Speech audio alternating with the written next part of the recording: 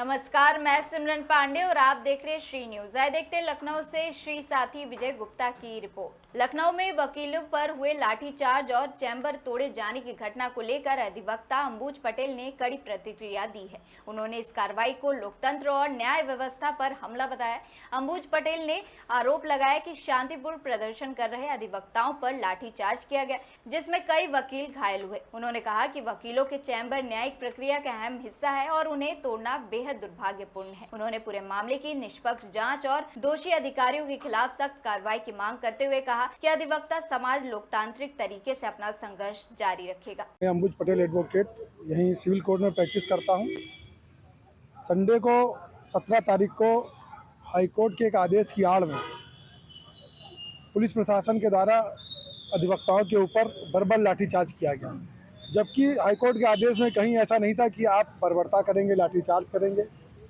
High court का आदेश ये था कि जिन वकीलों के चैम्बर में वकालत के सिवा अन्य कोई व्यवसाय होता, विधि व्यवसाय के सिवा, वहाँ आप कार्रवाई करेंगे।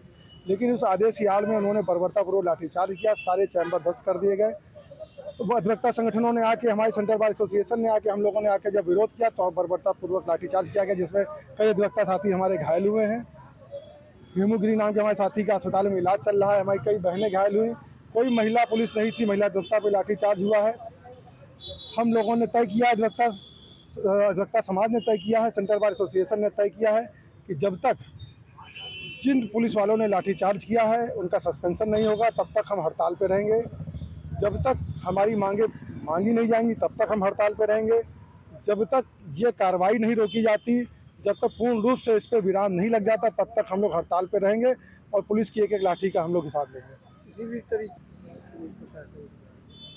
कुल एक हाईकोर्ट के आदेश में कुल 72 चैम्बरों की बात थी, लेकिन इन्होंने 100 से ऊपर चैम्बरों पे बुलडोजर चला दिया।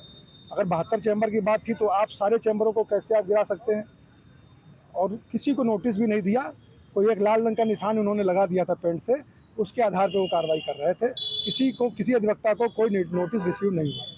वकीलों का जो संगठन है उसकी इसमें किस तरीके से भूमिका है? अधिवक्ता समाज के साथ कंधे से कंधा मिला के खड़ी हैं।